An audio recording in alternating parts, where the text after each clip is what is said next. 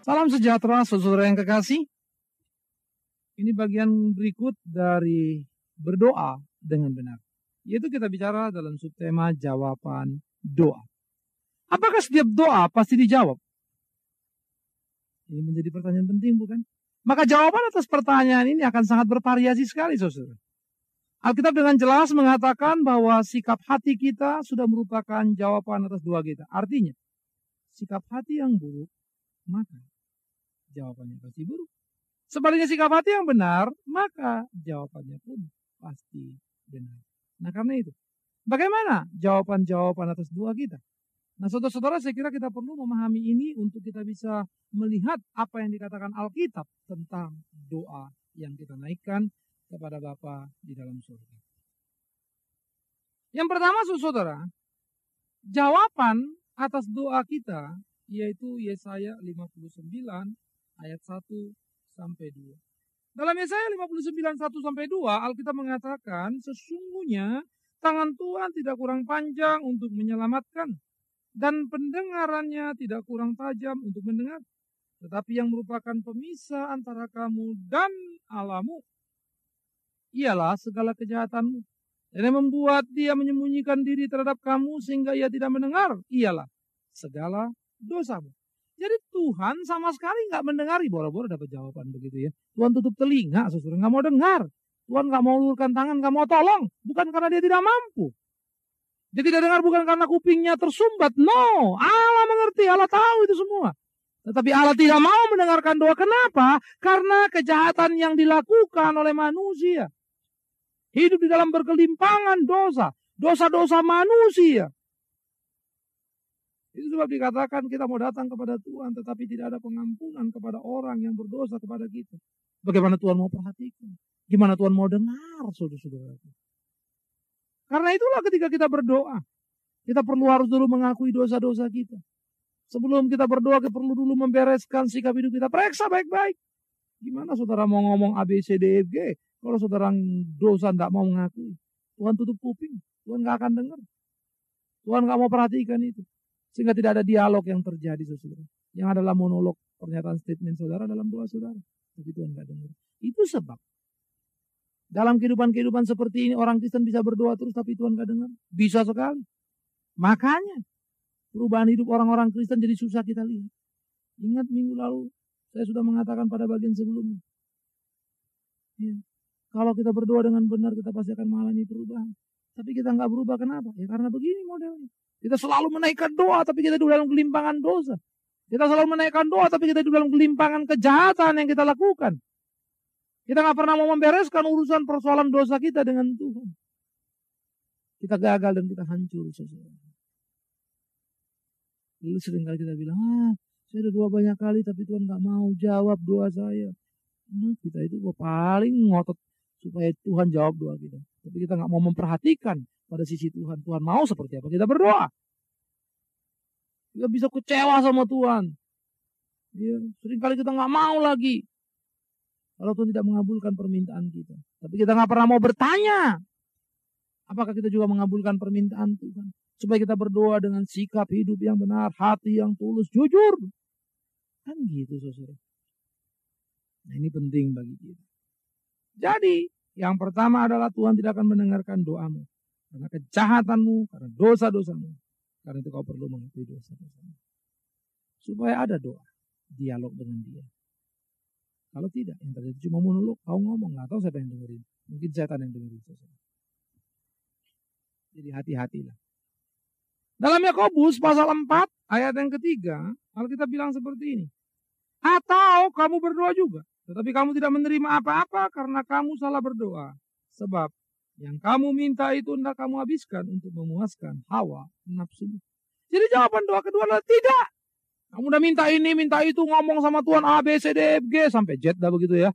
8 kali mungkin diulangin. Karena orang Kristen rasanya kalau doa berkali-kali panjang, diulang-ulang, nanti Tuhan masih dengar begitu.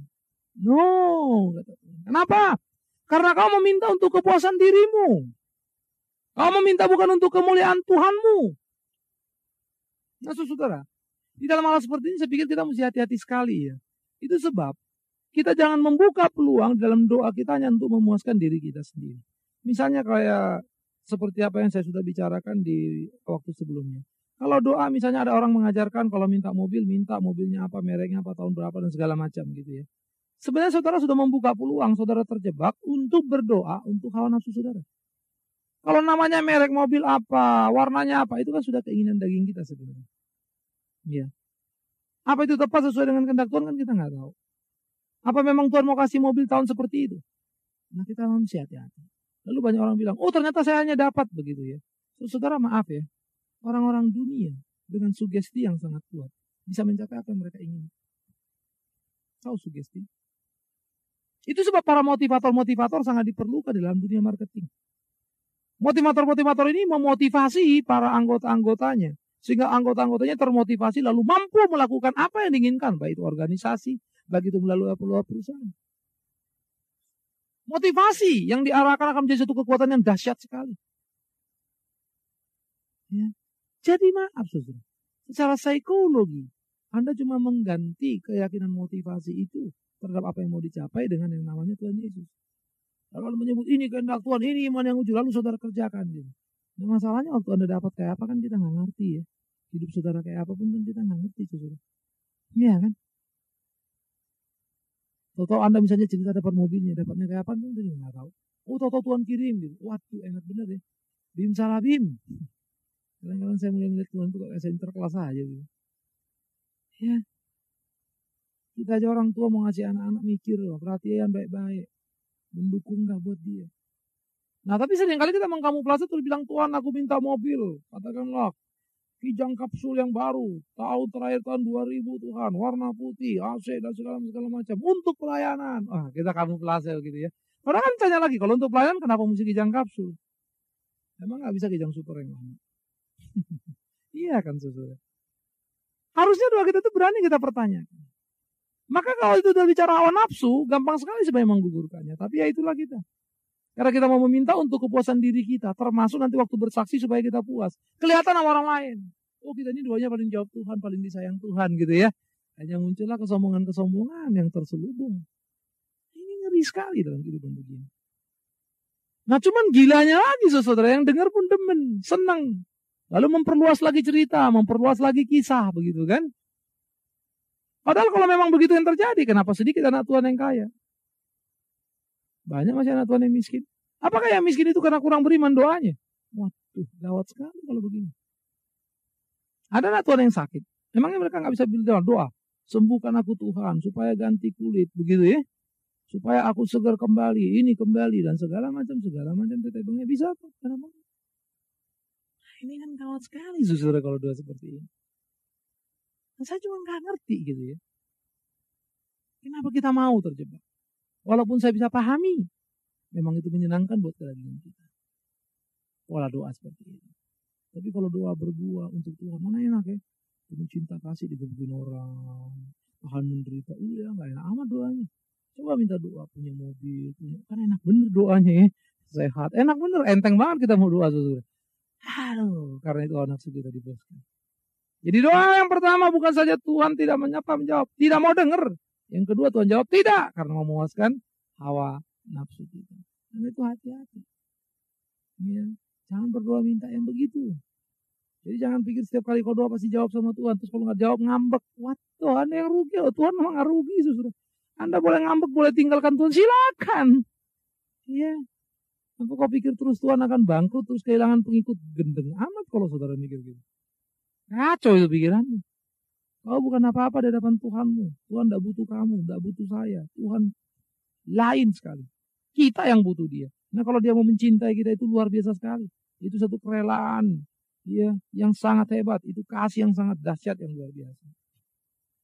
Jadi hati-hati dalam doa saudara. Jangan saudara berpikir saudara punya peranan penting di sana. No, Tuhan yang penting. Belajarlah dari dia. Senangkanlah hati dia. Jangan dia pusat doa. Yang ketiga saudara. Saudara mungkin sudah berdoa tapi Tuhan bilang tunggu.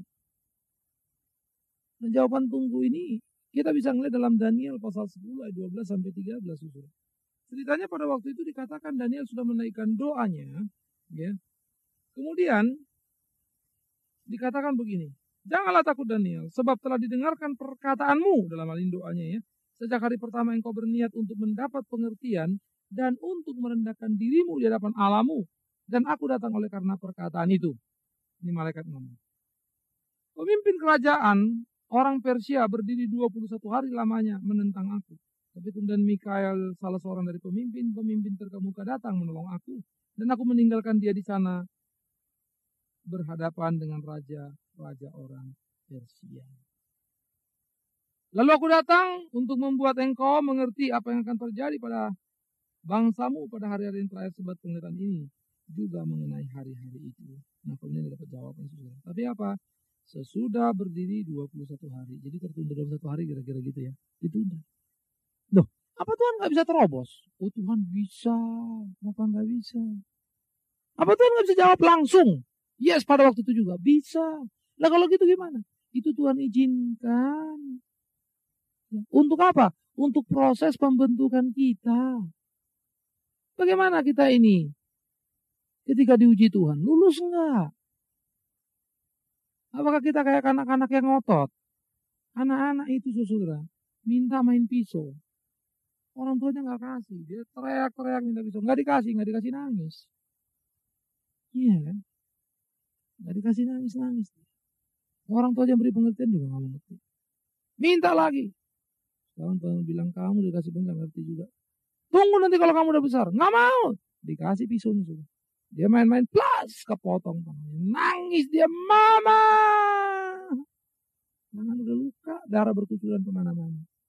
Baru mamanya bilang, mama kan sudah bilang, kamu masih kecil belum boleh main pisau. Tunggu nanti kalau sudah besar. Tapi kamu ngotot kan? Sekarang sudah luka mau apa? Nggak mau, kapok. Oh kapok tangannya dulu kau. Iya kan? Nah saudara-saudara dalam doa kita juga begitu. Tuhan sering kali bilang tunggu, jangan Anda ngotot dong. Hanya Anda ngambil jalan pintas, maunya Anda sendiri yang Anda lakukan. Iya kan? Lalu bilang aku udah doa kok, ini jawaban Tuhan kok. Padahal bukan itu jawaban Tuhan. Iya. Misalnya saudara minta pekerjaan, Tuhan aku mau kerja. Lalu Tuhan bilang, tunggu. Saudara kan cari kerjaan, nggak dapat gitu ya. Lalu ada satu nightclub nawarin saudara kerjaan. Waduh, ini kerjanya gawat sekali begitu ya. Berlumpangan dengan dosa. Saudara mestinya nggak kerja di situ. Tapi saudara bilang, oh karena Tuhan udah jawab pasti ini. Hati nurani bilang nggak boleh. Teman-teman juga udah bilang nggak boleh, jangan di situ lah. Tunggu sabar Tuhan jawab. Enggak, ini kok jawaban Tuhan begitu ya. Saudara nerobos saja deh itu. Karena saudara nggak sabar menunggu. Inilah kerjaan dari Tuhan. Saudara masuk di nightclub. Kerja tiap malam. Malam minggu paling rame. Tiap malam minggu saudara pulang udah tengah malam. Teler hari minggunya. Nggak ke gereja deh. Terus bilang Tuhan ngerti. Wah. Anda sedang menghancurkan hidup Anda karena Anda tidak sabar menunggu. Ada waktunya Tuhan bilang tunggu. Tunggunya berapa lama? Ya itu terserah Tuhan. Sejam, sehari, setahun, 10 tahun. Nggak tahu kita. Tetapi satu hal yang perlu kita ketahui adalah halangan apapun yang terjadi itu dalam kuasa Tuhan, Tuhan izinkan. Maka seluruhnya justru Tuhan pakai untuk memberi kepada kita tepat pada waktunya. Tunggu. Pada waktu yang tepat Tuhan akan berikan. Tunggu. Iman kita teruji dan makin kuat dan makin kokoh. Makanya dalam bersikap terhadap jawaban-jawaban Tuhan kita mesti matang, kita mesti dewasa. Jangan kekanak-kanakan. Jangan mau memaksakan kehendak kepada Tuhan. Tuhan kan tahu apa yang Anda minta. Bahkan sebelum minta pun Anda ngerti. Kenapa bikin Tuhan kayak nggak ngerti apa-apa aja? Iya kan? Jadi terhadap jawaban doa tunggu pun Anda mesti bersabarlah. Oleh karena itu saudara, saya kalau mengenai Indonesia krisis misalnya ya, kita sih boleh aja berdoa Tuhan lalu karena krisis ini dengan segera. Gitu ya. Boleh aja saudara. Tapi kalau saya tanya, misalnya saudara tahu nggak berapa lama Tuhan mau izinkan krisis ini terjadi? Jawabannya kan nggak tahu kan ya. Kalau nggak tahu kenapa saudara nggak belajar misalnya Tuhan kami nggak tahu berapa lama krisis ini terjadi. Tapi berilah kami kekuatan untuk menanggungnya sehingga kami tidak berdosa padamu. Kenapa nggak doanya begitu? Kenapa doa ngajarin Tuhan menghentikan krisis ini dengan segera? Oh Tuhan mau saudara nunggu krisis ini kok sampai 5 tahun atau 10 tahun atau 20 tahun lagi kali. Kenapa kita nggak masuk dalam rencana Tuhan, ikutin? Kenapa kita mau ngatur-ngatur dia? Supaya krisis ini aman kan itu kan selera kita kan, supaya kita hidup tenang kan. Dolar turun supaya kita tenang kan. Semua pulih lagi kan gitu kan. Kita kan nggak pernah tanya gimana supaya Tuhan senang. Supaya kita senang. Itulah doa kita sebenarnya. Tapi dalam hal yang lemah begitu pun Tuhan ngerti kita. Tuhan tahu kita, Tuhan masih mau kabulin. Hati-hati saudara. Kalau Tuhan kabulin bukan karena doamu itu. Tuhan memang merasa itu tepat pada waktunya. Itu sebab ketika dikabulkan pun kau gak belajar dari doamu. Kau gak mengalami perubahan. Imanmu tetap segitu-gitu aja. Bertahun-tahun jadi orang Kristen begitu terus. Karena banyak sikap yang salah. Kenapa sih kita gak belajar untuk mengiyakan apa yang sedang direncanakan? Lalu masuk dan berkata, ya Tuhan tolong kami. Kami sabar menunggu, kuatkan kami, mampukan kami. Itu dong doa untuk berbuah namanya kan. Sehingga dalam hidup krisis yang sulit ini pun kita berjalan bersama dengan Dia. Apapun yang terjadi Tuhan tahu kok. Tuhan kan gak salah ngeset. Tuhan kan gak sedang dipecundangi atau dikadali oleh orang-orang lain sehingga ada krisis di Indonesia. Tuhan kan tidak sedang dibodohi sehingga kerja bisa terbakar. Tuhan mampu mengendalikan semua. Tapi kita mesti belajar kenapa itu terjadi. Dan kita berkata, Tuhan kami tidak tahu mengapa itu terjadi. Kalau memang kita gak tahu, gak apa-apa kok. Tapi beri kami pengertian untuk menanggung semuanya ini. Supaya kami jangan salah di hadapan. Itulah doanya. Sehingga hidupmu dan hidupku menjadi hidup yang benar. Jadi kalau bilang tunggu, sabar. Jangan mau buru-buru. Yang terakhir jawaban doa adalah ya. Tuhan jawab ya. Dalam Yakobus pasal 5 yang pernah kita baca dikatakan doa orang yang benar bila dengan yakin didoakan sangat besar kuasanya. Nah artinya saudara, doa itu akan dijawab ya, diberikan kepada kita apa yang kita minta karena dinaikkan dengan sikap hati yang benar dan meminta yang benar, gitu loh. Doa sikap hati yang benar dan meminta yang benar, itu yang dikabulkan oleh Tuhan, diberikan oleh Tuhan. Nah kadang-kadang memang menjadi satu doa yang unik juga kalau kita bilang misalnya begini, ya, satu pihak kita berkata, bukan kehendakku, kehendakmu yang jadikan, itu selalu doa yang manis ya. Nah kalau misalnya kita minta seseorang sakit, kita minta dia sembuh. Itu kira-kira kehendak kita apa kehendak Tuhan ya? Ada yang bilang, oh kehendak Tuhan dong orang sembuh gitu kan. Bila kalau kehendak Tuhan orang sembuh, tahu dari mana kehendak Tuhan orang sembuh? Oh Tuhan gak mau orang sakit. Paulus sakit tuh. Dulu dalam tubuhnya gak bisa cabut-cabut seumur hidup. Sampai dia mati. Lalu Paulus bilang, cukuplah kasih karunia Tuhan bagiku. Karena itulah yang dikatakan Tuhan baginya. Cukuplah kasih karuniaku bagimu. Timotius sakit pencernaan tuh. Pasti sudah didoakan oleh Paulus. Tapi disuruh minum anggur supaya pencernaannya agak bagus. Artinya saudara, di dalam doa yang benar harus juga dengan cara yang benar, dengan konsep yang benar. Nah kalau kita misalnya doa minta orang sembuh, kan gak tentu kita tahu kan. Maka kita berdoa, Tuhan kami mohon padamu belas kasihan sembuh. Namun di dalam semua itu, bukan kehendak kami, kehendak menjadi. Harusnya berani tutup gitu dong. Tapi kalau berani tutup gitu, maka kehendak Tuhan yang jadi kan. Kalau yang didoain mati, ya jangan marah dong. Kalau yang didoain gak sembuh, ya jangan marah dong. Kalau yang didoain sembuh, ya jangan sombong dong. Kan begitu saudara ya. Makanya kalau kita doa benar itu, akhirnya kita gak punya saham apa-apa lah. Gak bisa besar kepala. Anda gak bisa terus lalu mengklaim diri spesialis khotbah orang sakit. Yang bener aja dong, memang ada dukun apa? Ya, itu anugerah Allah kok. Kata kuncinya kan tadi, bukan kehendakku, kehendakmu yang jadi. Berarti yang jadi kan kehendak Tuhan kan. Bukan Anda toh. Jadi jangan klaim diri Anda sebagai dukun dalam tanda petik begitu ya. Spesialis doa begitu loh. Saudara, waktu saya sakit, ya mau operasi belum operasi jantung, ada seorang berkata pada saya, Pak, di satu kota dia sebutnya ada bahwa hamba Tuhan hebat sekali loh Pak, terkenal sekali. Setiap orang datang doakan pasti sembuh. Bapak mau ke sana, pendeta itu jago sekali kan. Ini saya guyon saja, saya bilang terima kasih saya. Di sini juga ada pendeta, saya bilang gitu kan. Oh iya Pak, ada juga ya, jago juga doa Pak ya. Oh iya, saya bilang, siapa? Saya bilang, pendeta Bigman Sirait. Soalnya dia ketawa, apa dia masih sebenarnya agak ragu-ragu begitu ya. Antara senyum kecut dan apa, maksudnya gimana Pak? Begini saya bilang, kalau Tuhan mau kita sembuh, dia bisa disembuhkan kita. Kalau dia mau izinkan kita sakit, kita ngalamin sakit. Karena itu kita berdoa dengan tepat, dengan benar. Supaya kau boleh menyenangkan hati Tuhan. Dan hanya kau mengerti bagaimana dia memuaskan hasrat hidupmu. Dan yang kau boleh berkata dalam pengalaman hidupmu. Sungguh Tuhan hidup di dalam hidupku.